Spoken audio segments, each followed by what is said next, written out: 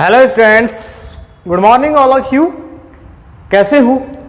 देखिए, लास्ट हम बात कर रहे थे आपसे अक्षांश और देशांतर के बारे में। मैंने आपसे बात की थी, या हम ये कहें कि राजस्थान की स्थिति के बारे में प्रॉपर वे में हमने सीखा था।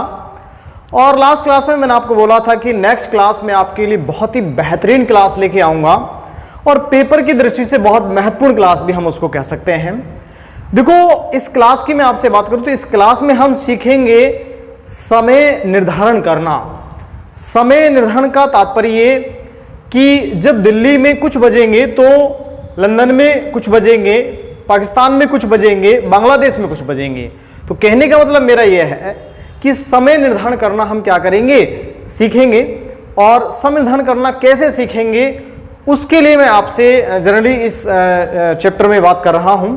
देखिए, मैंने आपसे बात की थी अक्षांश और देशांतर रेखाओं के बारे में। किसके बारे में? अक्षांश और देशांतर के बारे में। देखो, समय निर्धारण में अक्षांश रेखाओं का कोई रोल नहीं होता। समय निर्धारण में जो रोल होता है वो मोस्टली होता है किसका? देशांतर का। हम जानते हैं, जनरली हम डिस्कस कर चुके हैं, ये हमारी पृथ्वी है। इस पृथ्वी पर उत्तरी ध्रुव को दक्षिणी ध्रुव से मिलाने वाली काल्पनिक जो रेखाएं हैं, उत्तरी ध्रुव को दक्षिणी ध्रुव से मिलाने वाली काल्पनिक रेखाएं क्या कहलाती हैं? देशांतर रेखाएं कहलाती हैं। और हम ये भी जानते हैं देशांतर जो रेखाएं होती हैं वो कैसी होती हैं? अर्धवृत्ताकार होती हैं। कैसी होती हैं? अर्धवृत्ताकार। यहां से शुरू हुई और यहां पर क्या हो गई? समाप्त हो गई। पहले भी मैंने आपसे बात की है, अर्धवृत्ताकार का तात्पर्य इसके पीछे जो है वो क्या होगी? कोई और ही रेखा होगी। जनरली हम जानते हैं, ये भी हमने पढ़ा था लास्ट क्लास में, पृथ्वी पर कुल कितने देशांतर होते हैं? 360 देशांतर। पृथ्वी पर कुल 360 देशांतर होते हैं। हमने पढ़ा था ये आगे वाला, ये सामने वाला जो देशांतर है ये 0 डिग्री देशांतर था। क्या था? 0 डिग्री देशांतर। और इसके जस्ट पीछे वाले की अगर हम बात करते हैं वो था 180 डिग्री देशांतर।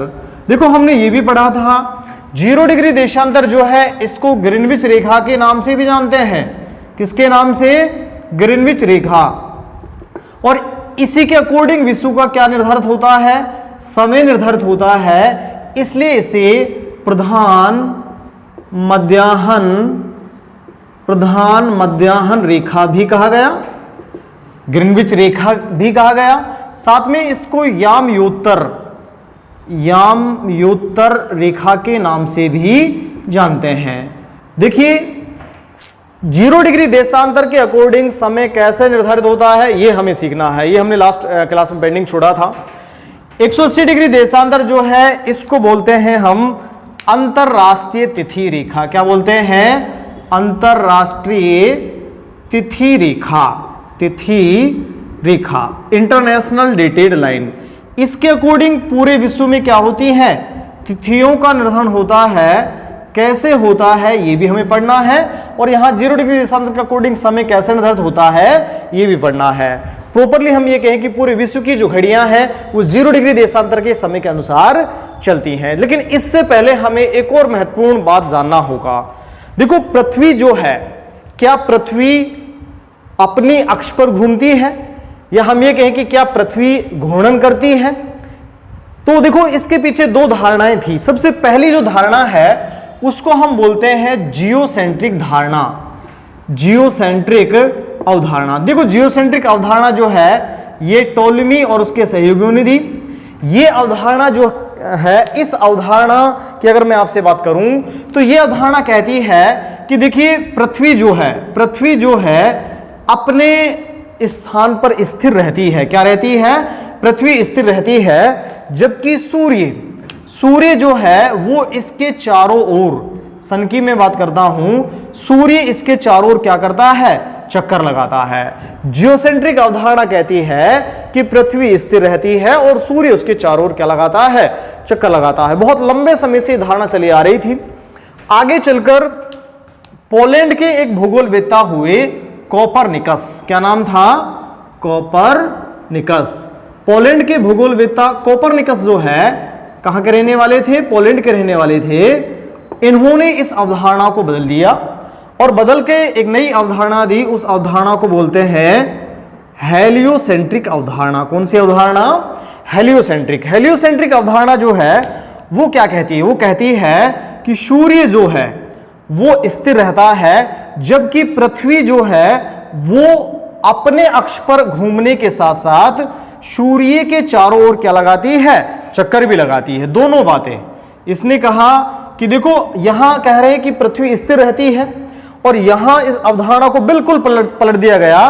कहा गया कि सूर्य स्थिर रहता है, जबकि उसके चारों ओर चक्कर कौन लगाती है? पृथ्वी लगाती है। पृथ्वी सूर्य के चारों ओर चक्कर तो लगाती है, साथ में अपने अक्ष पर भी क्या लगाती है? चक्कर लगाती है। कहने का तात्पर्य हम ये कहें कि भाई सूर्य के चारों ओर तो चक्कर लगाती है, साथ में अपने अक्ष पर भी क्या लगाती है? चक्कर लगाती है। तो पृथ्वी द्वारा सूर्य के चारों ओर चक्कर लगाना और पृथ्वी द्वारा अपने अक्ष पर घूमना, दो बातें निकल के आई। कौन सी अवधारणा से? कोपरनिकस के द्वारा दी गई कौन सी अवधारणा? हेलियोसेंट्रिक अवधारणा। देखो, प्रारंभिक तौर पर धार्मिक जो लोग थे, जो ये धारणा अपने दिमाग में रखते थे, इस धारणा को दिमाग में रखने वाले लोगों ने इस हेलियोसेंट्रिक अवधारणा, या हम ये कहीं कोपरनिकस के कई साथियों की क्या कर दी? हत्या कर दी कि भाई पृथ्वी जो है देवी है और सूर्य क्या है? देवता है, चारों ओर क्या करता है? चक्कर लगाता है। लेकिन अचानक इस कंडीशन को बदल दिया गया कि सूर्य स्थिर रहता है और पृथ्वी उसके चारों ओर क्या लगाती है? चक्कर लगाती है। तो अच्छा नहीं लगा इन लोगों को। ऐसी परिस्थिति में कोपरनिकस के कई साथियों की क्या कर दी गई? हत्या कर दी गई। तो वास्तविकता यही है, सूर्य स्थिर रहता है और पृथ्वी अपने अक्ष पर घूमने के साथ साथ सूर्य के चारों ओर क्या लगाती है?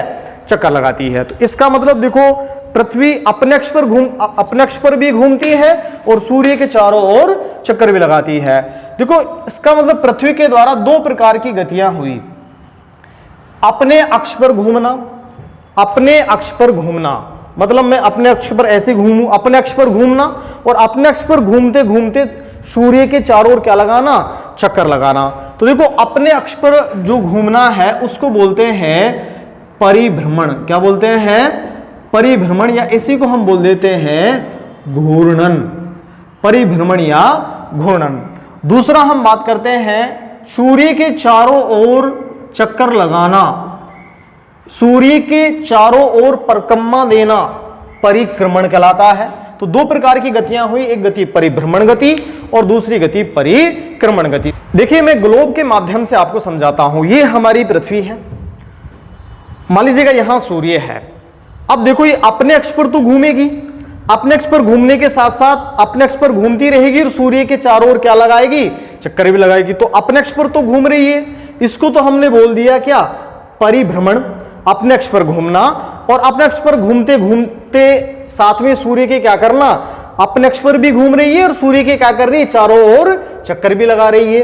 तो अपने अक्ष पर घूमना परिभ्रमण कहलाता है और सूर्य के चारों चक्कर लगाना, परिक्रमा देना, परिक्रमण कहलाता है। अब देखिए, पृथ्वी द्वारा अपने अक्ष पर एक पूरा चक्कर जो है वो निश्चित रूप से हम देखते हैं 23 घंटे 56 मिनट 4 सेकंड में पृथ्वी अपने अक्ष पर एक चक्कर पूरा करने में कितना समय लेती है? 23 घंटे 56 मिनट और 4 सेकंड लेती है। जबकि सूर्य के चारों ओर एक चक्कर पूरा करने में पृथ्वी के द्वारा 365 से ही 1/4 दिन लिए जाते हैं। देखिए, अब यहां से क्वेश्चन पूछा जाता है कि भाई पृथ्वी पर दिन रात बनते हैं कौन सी गति के कारण? अब देखो, दिन रात बनते हैं तो लगभग 24 घंटे में हम जानते हैं भाई 24 घंटे के दौरान दिन और रात बन जाते हैं। तो 24 घंटे में कौन सी गति पूरी होती है? परिभ्रमण या घूर्णन गति। दूसरी ओर पूछा जाता है पृथ्वी पर ऋतुएं बनती हैं। अब ऋतुएं ऐसा तो है नहीं कि भाई 24 घंटे में गर्मी आ गई, सर्दी आ गई, बरसात आ गई। हम जानते हैं 3-4 महीने बरसात रहती है, फिर 3-4 महीने क्या रहती है? सर्दी रहती है, फिर 3-4 महीने गर्मी रहती है। तो निश्चित रूप से पृथ्वी पर दिन रात बनते हैं कौन सी गति के कारण? परिभ्रमण या घूर्णन के कारण। और पृथ्वी पर ऋतुएं बनती हैं किसके कारण?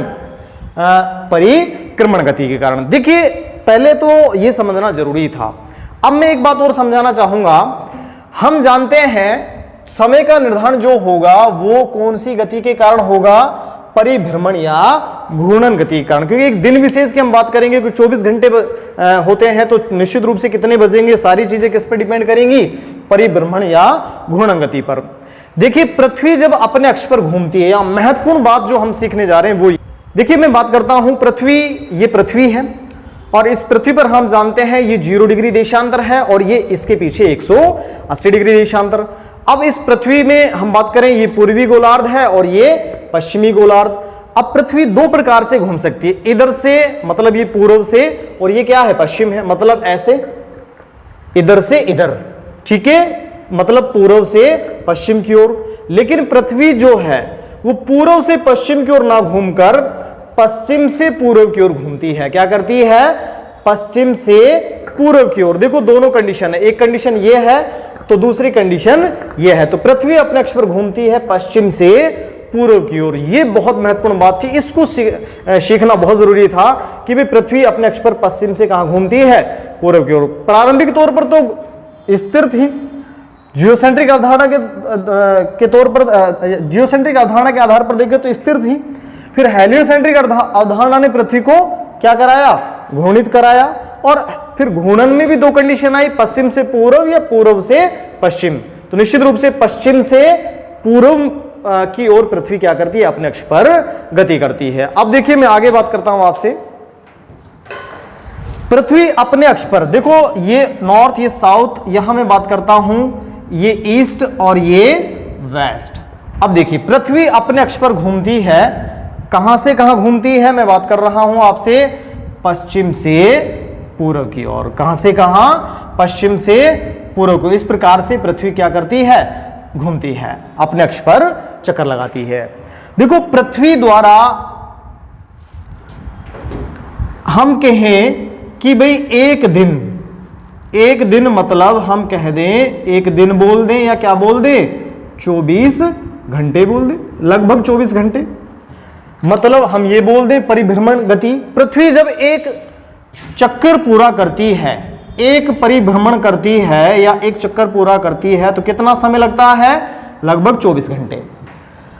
मैं 24 घंटे को मिनट में कन्वर्ट कर देता हूं, 1440 मिनट।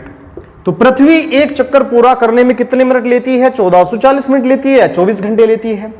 और जब एक चक्कर पूरा होता है तो हम जानते हैं पृथ्वी पर कुल कितने देशांतर हैं, 360। एक चक्कर पूरा करने में 1440 मिनट ले रही है और कितने देशांतर घूम रही है, 360 देशांतर। 360 देशांतर घूमने में कितना टाइम ले रही है, 1440। क्योंकि भाई एक चक्कर पूरा करेगी तो पूरे देशांतर घूम जाएंगे, तो 360 देशांतर घूमने में 1440 मिनट ले रही है। तो हम कहें कि भाई एक देशांतर से दूसरे देशांतर पर जाने में कितना समय लेगा, तो हम 1440 में भाग लगाएंगे किसका, 360 का, तो लगभग निकल के आएगा हमारे पास कितना, 4 मिनट। तो दो देशांतरों के मध्य, मान लो हम ये 0 डिग्री देशांतर है, इस 0 डिग्री देशांतर से पश्चिमी डायरेक्शन में एक पर जाएं, मान लीजिएगा ये एक है, इस पर जाएं, और या पूर्वी देशांतर की मैं बात करूं, यहां जाएं हम एक पर, तो इसके और इसके समय में अंतर कितना होगा, 4 मिनट होगा। कितना होगा, 4 मिनट, चाहे पूर्वी डायरेक्शन में जाएं चाहे पश्चिमी डायरेक्शन। तो हम ये कहें कि दो देशांतरों के मध्य समय में जो अंतर होता है कितना होता है, 4 मिनट होता है। ये 4 ही क्यों होता है, बात समझ में आई? इसलिए होता है पृथ्वी एक चक्कर पूरा करने में कितना समय लेती है, 24 घंटे। 24 घंटे मतलब 1440 मिनट। और एक चक्कर पूरा करने में कितने देशांतर घूमती है, 360 देशांतर। 360 देशांतर का 1440 में भाग लगाएंगे तो दो देशांतरों के मध्य समय निकल के आएगा कितना मिनट, 4 मिनट। यहां तक कोई दिक्कत? देखिए अब मैं आपसे बात करता हूं, मान लीजिए ये हमारी पृथ्वी है, आगे 0 है, पीछे क्या है, 180 है। अब इस पृथ्वी को मैं क्या कर देता हूं, खोल देता हूं। जिससे मान लीजिएगा ये हमारी ग्लोब है, इस ग्लोब में आगे क्या है, ये 0 है, पीछे क्या है, 180 है। अब हम इस ग्लोब को क्या कर दें, खोल दें। चूंकि देखो आगे 0 है, पीछे इस प्रकार से इसकी लोकेशन है, आगे 0 है, पीछे 180 है। मैं इस प्रकार से इसको क्या कर देता हूं, खोल देता हूं। जब मैं इस प्रकार से इसको खोलूंगा तो बीचों बीच में आएगा कौन सा, 0 डिग्री देशांतर। इधर मैं बात करता हूं तो इधर आएगा क्या, 180 डिग्री देशांतर।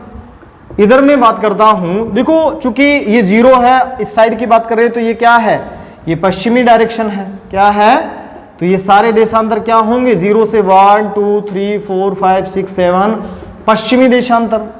और दूसरी ओर मैं इधर बात करता हूं तो यहां से चलना स्टार्ट करेंगे। चूंकि देखो हम ऐसे करके हमने इसको खोला है, 180 इधर आ गया है, तो इधर क्या आएगा 179 आएगा, क्योंकि एक से चल के 1 2 3 4 और पीछे आएंगे तो 179, क्योंकि 180 इधर गया है। यहां मैं लिख देता हूं 179 डिग्री देशांतर। लेकिन ये कौन सी डायरेक्शन में होगा, पूर्वी डायरेक्शन, पूर्वी देशांतर। हम जानते हैं 0 के हमने इस साइड की बात की तो पूर्वी और इस साइड की बात की तो पश्चिमी, ऐसे खोल दिया है हमने इसको, ठीक है, कोई दिक्कत।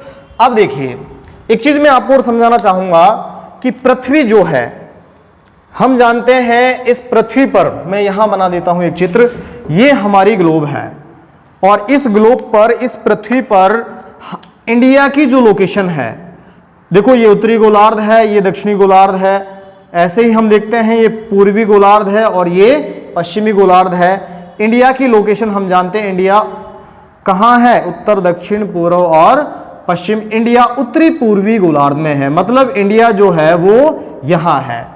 अब मैं आपको यहां एक लाइन खींच देता हूं, मान लीजिएगा ये एक लाइन है 0 डिग्री देशांतर, क्या है 0 डिग्री, मैं एक लाइन खींच देता हूं, ये एक लाइन है 0 डिग्री अक्षांश, जैसे ये लाइन है इधर 0 डिग्री अक्षांश, देखिए ये 0 डिग्री अक्षांश है। अब इसके नीचे वाला जो पोर्शन है, ये नीचे वाला, ये वाला जो पोर्शन है, ये क्या है, ये दक्षिणी गोलार्ध है, क्या है, दक्षिणी गोलार्ध, जिससे मैंने इसकी बात की, ये क्या है, ये दक्षिणी गोलार्ध है। और ऊपर वाला जो सेक्शन है, ऊपर वाला सेक्शन जो है, ये क्या है, ये उत्तरी गोलार्ध है, क्या है, ये उत्तरी गोलार्ध, ठीक है। उत्तरी गोलार्ध में भी ये पूर्वी है, उत्तरी पूर्वी। तो देखो यहां से मैं बात कर रहा हूं, ये मान लीजिएगा पूरी पृथ्वी है, बीचों बीच में 0 डिग्री अक्षांश है, ये उत्तरी गोलार्ध हुआ और ये दक्षिणी गोलार्ध। ऐसे ही हम इस लाइन को ऐसे खींचते हैं, ये पूर्वी गोलार्ध हुआ और ये पश्चिमी गोलार्ध। इंडिया की जो स्थिति है वो हम देखते हैं, इंडिया जो है वो यहां स्थित है, ठीक है। मैंने कहा इंडिया उत्तरी पूर्वी गोलार्ध में है, ये उत्तरी और ये पूर्वी, मतलब यहां से हमने बात की तो ये तो हुआ कौन सा, उत्तरी गोलार्ध, और यहां से हम बात करते हैं तो ये हुआ कौन सा, पूर्वी गोलार्ध, उत्तरी पूर्वी गोलार्ध में स्थित है। तो ये इंडिया की लोकेशन हम जानते हैं। अब एक बात, लास्ट बात और हम आपसे करने जा रहे हैं, उसके बाद फिर मैं बात करूंगा आपसे समय निर्धारण, क्योंकि ये सारी बातें समझने के बाद ही हम समय निर्धारित कर सकते हैं। देखिए हम जनरली ये देखते हैं पेपर में या हम मोबाइल वगैरह हम देखते हैं, इंडिया में जब भी हम ये कंडीशन देखते हैं GMT प्लस 5 घंटे 30 मिनट, ये लिखा होता है, क्या लिखा होता है, GMT प्लस 5 घंटे 30 मिनट। अब देखिए हम जानते हैं GMT का मतलब होता है Greenwich mean time. Greenwich mean time मतलब 0 डिग्री पर कितने, 0 डिग्री पर जो बज रहे हैं उससे, इंडिया की अगर मैं बात करता हूं तो उससे इंडिया में प्लस बजते हैं, क्या बजते हैं, इंडिया में ज्यादा बजते हैं।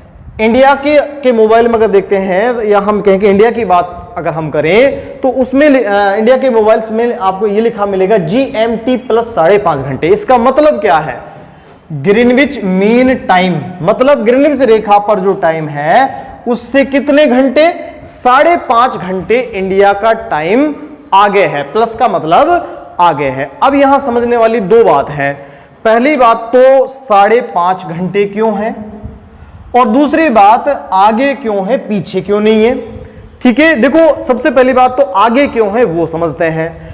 देखो हम जानते हैं जापान जो है उसको हम बोलते हैं उगते हुए सूर्य का देश, क्या बोलते हैं, उगते हुए सूर्य का देश। जापान लगभग यहां स्थित है, यहां कौन है, जापान है।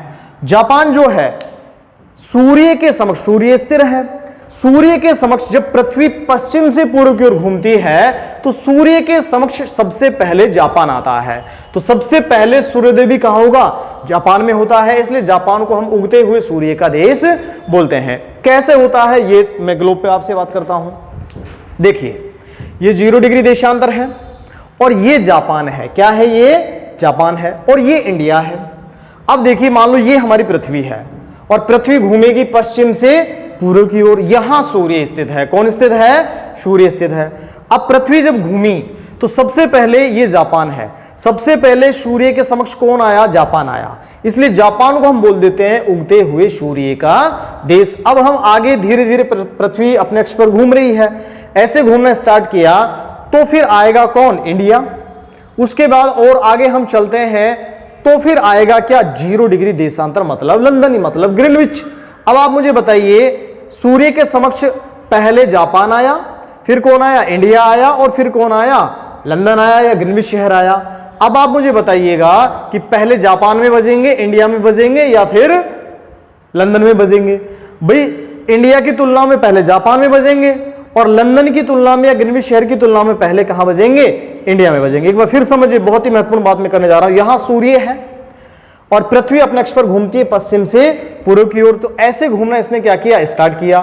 पहले जापान सूर्य के समक्ष आया, फिर हम आगे घूमी पृथ्वी तो फिर इंडिया सूर्य के समक्ष आया, और उसके बाद और आगे चलते हैं तो फिर क्या आया? ग्रीनविच शहर आया। अब आप मुझे बताइए पहले सूर्योदय इंडिया में होगा, जापान में होगा या लंदन में? तो इंडिया की तुलना में पहले सूर्योदय कहां होगा? जापान में होगा। और लंदन की तुलना में पहले सूर्योदय कहां होगा? इंडिया में होगा। तो निश्चित रूप से इंडिया का जो समय है वो जापान का, सॉरी, इंडिया का जो समय है वो ग्रीनविच शहर के समय से क्या होगा? आगे होगा। ये तो हुई किसकी बात? प्लस की बात। अब यहां 5 घंटे ही आगे क्यों? ये एक बहुत ही महत्वपूर्ण समस्या है। देखो 5.5 घंटे आगे क्यों है? इसमें एक समस्या क्या है? जनरली हम जानते हैं यहां अरुणाचल प्रदेश है और यहां ये कौन है? गुजरात है। अब सूर्य के समक्ष अरुणाचल प्रदेश और गुजरात की अगर मैं बात करता हूं तो पहले कौन आएगा? पहले जापान। इधर से हम कह रहे हैं कि भाई इधर से पृथ्वी पश्चिम से पूर्व की ओर घूम रही है, पश्चिम से पूर्व की ओर घूम रही है, तो पहले जापान आया, जापान के बाद जो भी कंट्रीज हैं वो आए। इंडिया की अगर मैं बात करता हूं यहां बांग्लादेश है। कौन है यहां? बांग्लादेश। इंडिया में अगर मैं आपसे बात करूं तो सूर्य के समक्ष सबसे पहले कौन आएगा? अरुणाचल प्रदेश या गुजरात? पहले आएगा अरुणाचल प्रदेश। इसलिए इंडिया में सबसे पहले सूर्योदय कहां होता है? अरुणाचल प्रदेश में होता है। अरुणाचल प्रदेश और गुजरात का जो देशांतरीय अंतर है, हम इंडिया के देशांतरीय अंतर की बात कर रहा हूं मैं आपसे। इंडिया का जो देशांतरीय अंतर है उसमें लगभग 30 देशांतर का अंतर है। 67 से 97। 67 से लगभग कितना है? 97 है। तो 67 से 97 के बीच जो है 67, 68, 69 ये 97 है। मैंने कहा कि दो देशांतरों के मध्य समय में अंतर कितना होता है? 4 मिनट। और गुजरात के मतलब इंडिया का सबसे पश्चिमी और सबसे पूर्वी जो कंडीशन है उनमें कितने देशांतर का लगभग अंतर है? 30 देशांतर का। 4 मिनट से हम गुना करेंगे, कितने मिनट निकल के आए? 120 मिनट। मतलब कितने घंटे निकल के आए? 2 घंटे। इसका मतलब अरुणाचल प्रदेश में सूर्योदय होगा गुजरात से कितने घंटे पहले? 2 घंटे पहले, क्योंकि अरुणाचल प्रदेश सूर्य के समक्ष गुजरात से कितने घंटे पहले आएगा? 2 घंटे पहले आएगा। अब देखिए समस्या क्या है। मान लीजिएगा एसएससी का एग्जाम हो रहा है। किसका एग्जाम हो रहा है? एसएससी का एग्जाम हो रहा है। टाइम है सुबह 10 बजे, सुबह 10 AM। अब चूंकि एसएससी का एग्जाम तो पूरे इंडिया में एक साथ होता है, ठीक है। अब अरुणाचल प्रदेश की बात करें तो अरुणाचल प्रदेश में सुबह के कितने बज रहे हैं? 10 बज रहे हैं। जबकि गुजरात में मैं बात करूं तो अभी कितने बजेंगे? 8 ही बजेंगे, क्योंकि गुजरात का समय तो अरुणाचल प्रदेश के समय से क्या है? लगभग 2 घंटे पीछे है। या अरुणाचल प्रदेश में सूर्योदय गुजरात से कितने पहले हुआ? 2 घंटे पहले हुआ। तो यहां पहले बज गए, यहां बाद में बजेंगे। पेपर 2 घंटे का था, यहां बज गए 12, पेपर समाप्त हो गया दिन के 12, और यहां बजे कितने? 10। मतलब यहां पेपर की शुरुआत हुई और यहां पेपर क्या हो गया? समाप्त हो गया। इतने समय में तो पेपर क्या हो जाएगा? आउट हो जाएगा। क्या ऐसा होता है? दूसरी बात, अरुणाचल प्रदेश वाले ट्रेन में अपने हिसाब से बैठेंगे, भाई मेरी घड़ी में तो 10 बज रहे हैं। गुजरात वाले कहेंगे भाई मेरी में तो अभी 8 ही बज रहे हैं, ठीक है। तो क्या इस प्रकार से होता है? अगर ऐसे होने लग जाए तो क्या हो जाएगी, कंट्रोवर्सी पैदा हो जाएगी, सारे लोग अपनी अपनी घड़ी देखकर चलना स्टार्ट कर देंगे। ठीक है, तो कोई लेट होगा ही नहीं, क्योंकि उसकी घड़ी में तो उसके हिसाब से ही बजेंगे। ठीक है, तो इस समस्या के समाधान के लिए पृथ्वी पर मानक देशांतर क्या कर दिए गए, निर्धारित कर दिए गए। मानक देशांतर निर्धारित करने से समय निकलेगा मानक समय। अगर लोकली इस प्रकार से भाई 67 पे 97 पे टाइम देखेंगे, उसको हम बोल देंगे स्थानीय समय। क्या बोल देंगे, स्थानीय समय। और जो मानक देशांतर निर्धारित की जाएगी उसको बोलेंगे हम मानक समय, मानक समय। अब देखिए, अगर 67 पे 97 पे टाइम निकाल रहे हैं तो 10 और 8 निकल के आएगा। ये क्या है, ये स्थानीय समय है। अरुणाचल प्रदेश में 10 बज रहे हैं और गुजरात में 8 बज रहे हैं। लेकिन ये स्थानीय समय के अकॉर्डिंग किसी भी देश का सिस्टम जो है वो नहीं चलता है। प्रत्येक देश का जो सिस्टम चलता है, प्रत्येक देश जो चलता है निश्चित रूप से अपने मानक समय के अकॉर्डिंग चलता है। अब भारत का मानक समय क्या है वो डिपेंड करेगा भारत के मानक देशांतर के ऊपर। देखिए, भारत का जो मानक देशांतर है, हम जानते हैं ये पूर्वी गोलार्ध है और ये क्या है, ये पश्चिमी गोलार्ध है। अब यहां से हम चलेंगे तो निश्चित रूप से हम बात करते हैं, एक से चलना स्टार्ट करते हैं और एक से चलते चलते कितना चलेंगे, 179 तक चल सकते हैं। यहां देखो मैं बात कर रहा हूं, यहां है हमारा राजस्थान। कौन है, राजस्थान। इंडिया का ये नॉर्थ, ये इंडिया का साउथ, ये ईस्ट और ये इंडिया का वेस्ट। ऐसे राजस्थान का नॉर्थ, साउथ, ईस्ट और ये वेस्ट। अब देखिए, हम जानते हैं राजस्थान का 69, 30 से 78, 17 है। 67 के बाद 68, उसके बाद क्या आएगा, 69 आएगा, उसके बाद क्या आएगा, 78, 17 आएगा। जैसे मैंने कहा कि भाई इंडिया के समय में लगभग 2 घंटे का अंतर है, राजस्थान के समय में कितना अंतर है। देखो, राजस्थान का देशांतरीय अंतर हमने पढ़ा है 8 डिग्री 47 मिनट, यही पढ़ा है भाई। हम जानते हैं 2 देशांतरों में समय में अंतर कितना होता है, 4 होता है। 8 को 4 से गुना करा, 8 चौका 32 मिनट तो सीधे आ गए। अब हमारे पास क्या है, 47 डिग्री है। 47 को 4 से गुना करते हैं, 7 चौका 28 और 4 चौका 16 और 2 18, 188, 188 सेकेंड। क्योंकि मिनट को हमने गुणा किया तो 188 सेकेंड आया, इसमें 60 का हमने भाग लगा दिया, लगभग हमारे पास निकल के आया 3 मिनट और 8 सेकेंड। तो 32 मिनट तो सीधा देखो, 4 को हमने 8 से गुना करा क्योंकि 8 देशांतर तो पूरे पूरे हैं, 8 चौका 32 और 47 मिनट है, मतलब पूरे नहीं है। अगर ये भी 60 मिनट होता तो लगभग 9 देशांतर हो जाते, क्योंकि 1 डिग्री बराबर 60 मिनट होते हैं। तो ये पूरे 4 मिनट ना होकर कितने, 3 मिनट 8 सेकेंड। तो टोटल 32 और 3 हम जोड़ेंगे 35 मिनट 8 सेकेंड। हम ये कहें कि भाई राजस्थान के सबसे पूर्वी मतलब धौलपुर और सबसे पश्चिमी मतलब जैसलमेर, दोनों के समय में, समय कौन सा, स्थानीय समय। जैसे इंडिया के स्थानीय समय में अरुणाचल प्रदेश और गुजरात में लगभग 2 घंटे का अंतर था, ऐसे ही धौलपुर और जैसलमेर की बात करते हैं, दोनों के स्थानीय समय में 35 मिनट 8 सेकंड का अंतर होता है। तो क्या राजस्थान में होने वाले पेपर धौलपुर में 35 मिनट पहले होते हैं, जैसलमेर में 35 मिनट बाद में होते हैं, नहीं होते हैं। इस सारी समस्या के समाधान हेतु मानक देशांतर निर्धारित किया जाता है। और भारत का जो मानक देशांतर है वो क्या है, 82.5 डिग्री, 82.5 डिग्री पूर्वी देशांतर, पूर्वी देशांतर। चूंकि हम पूर्वी डायरेक्शन की बात करें तो 82.5 डिग्री पूर्वी देशांतर। अगर इधर इंडिया होता तो पश्चिमी देशांतर की बात कर लेते। ठीक है, अब देखिए, मैंने कहा जीएमटी समझ में आया, ग्रीनविच मीन टाइम, प्लस समझ में आया कि भाई इंडिया का समय प्लस होगा, क्यों होगा ये मैंने आपको बात समझाई है पूरी। 5.5 घंटे ही प्लस क्यों, देखिए 0 से हमारा जो देशांतर है आगे है, कितना है, 82.5 डिग्री। अब देखिए 82.5 डिग्री जो है, 82.5 लिख दूं, बिल्कुल लिख सकते हैं, या 82.5 लिख दो सीधा।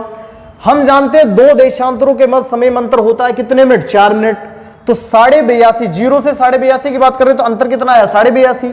82.5 को 4 से गुना करेंगे तो निकल के आएगा 330 मिनट, और इसमें हम 60 का भाग लगाएंगे तो निकल के आएगा 5 घंटे 30 मिनट। तो इंडिया का समय जीएमटी के समय से आगे होता है कितने घंटे, 5.5 घंटे, क्योंकि इंडिया का मानक देशांतर क्या है, 82.5 डिग्री पूर्वी देशांतर है।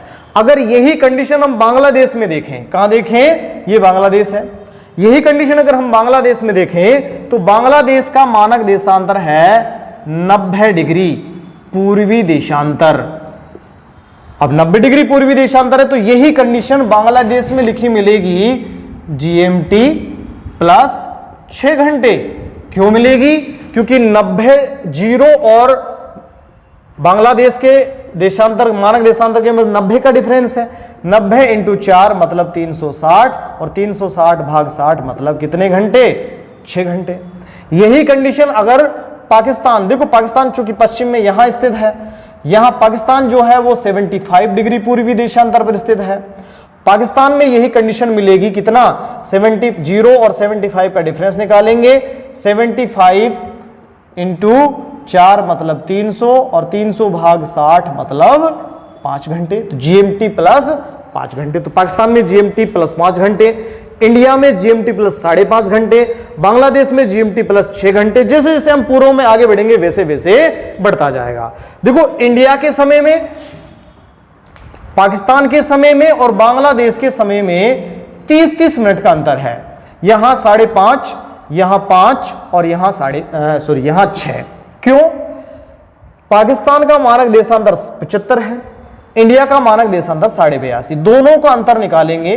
82.5 में से 75 घटाएंगे तो 7.5 निकल के आएगा, और 7.5 को 4 से गुना करेंगे तो 30 मिनट निकल के आएगा। तो यहां 5, यहां 5.5। ऐसे ही 82.5 और बांग्लादेश का 90, दोनों में अंतर फिर 7.5 का है, तो यहां भी 30 मिनट का डिफरेंस आएगा। तो ये तो हुई जर्नल बातें। ये बातें आपको समझ में आई कि नहीं आई। भारत का मानक देशांतर जो है इलाहाबाद नैनी से लगभग बीचों बीच से इंडिया से गुजरता है। अब जो इस मानक देशांतर पर बजेगा वो ही गुजरात में बजेगा, और उसी का कोडिंग कहां, अरुणाचल प्रदेश में बजेगा। मानक समय पूरे देश का एक ही होगा, स्थानीय समय अलग अलग होगा। धौलपुर का मानक समय, जैसलमेर का मानक समय एक ही है, जो धौलपुर में बजेगा वही जैसलमेर में बजेगा, लेकिन स्थानीय समय जो है धौलपुर का आगे होगा, क्योंकि धौलपुर पूर्व में है और जैसलमेर का पीछे होगा। कितना डिफरेंस होगा दोनों में, 35 मिनट 8 सेकंड। तो ये जर्नल बातें थी। बहुत सारी चीजें देखो मैंने आपको समझाई है, समय आगे क्यों होगा, क्या रीजन है, पृथ्वी घूमती है अपने अक्ष पर कहां से, पश्चिम से। बहुत सारी बातें मैंने आपसे इस क्लास में अभी तक की हैं। तो देखिए दोस्तों, इन सारी बातों को सीखने के बाद ही हम समय निर्धारण को प्रॉपर वे में सीख सकते हैं। इनके बगैर समय निर्धारण को हम नहीं सीख सकते। फिर हम बहुत सारे क्वेश्चंस हमारे दिमाग में, बहुत सारे डाउट्स आएंगे कि भाई ऐसा क्यों है, वैसा क्यों है। जब तक इन सारी बातों को प्रॉपर वे में हम नहीं जान जाएंगे तब तक समय निर्धारण प्रॉपर वे में नहीं कर सकते। इसलिए आप इस वीडियो क्लासेज को प्रॉपर वे में देखें, समझें। कोई समस्या हो तो कमेंट्स बॉक्स में मुझे जरूर डालें। अगली जो वीडियो होगी वो पूर्णतः इस पिछली वीडियो पर ही आधारित होगी, और इस वीडियो को कंप्लीटली देख करके अगर आप समझ जाएंगे समय निर्धारण करना, तो मैं आपको चुटकियों में सिखा दूंगा। वो कोई बड़ा इश्यू नहीं है। जरूरत है पहले इसको जानना, इसके जाने बगैर हम समय निर्धारण प्रॉपर वे में नहीं सीख सकते। धन्यवाद।